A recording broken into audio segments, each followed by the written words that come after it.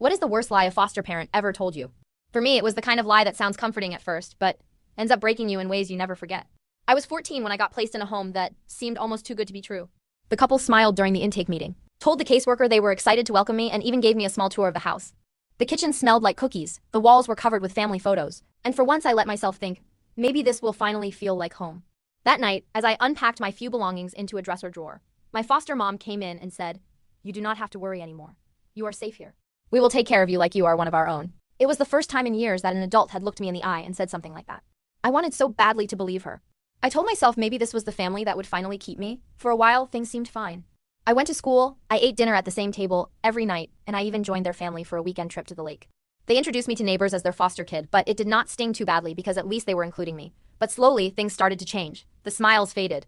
The warmth disappeared. I started noticing that their biological son always had new clothes, while I was told to make do with whatever hand-me-downs they had lying around. If he left a dish in the sink, nobody said a word. If I forgot one, I was called ungrateful. Still, I held on to that promise she had made me. You are safe here. We will take care of you like our own.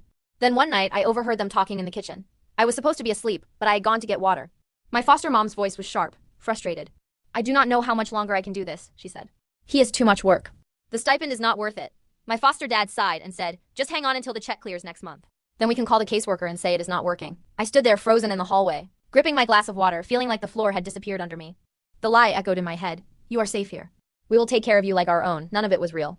None of it had ever been real. I was not their child. I was a paycheck with shoes. A few weeks later, it happened exactly the way they had planned. My suitcase was packed before I even got home from school.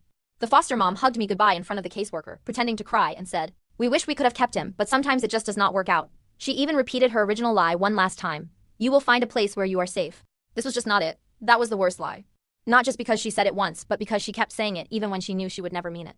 For months after I replayed those words in my head, I stopped trusting people who promised me safety.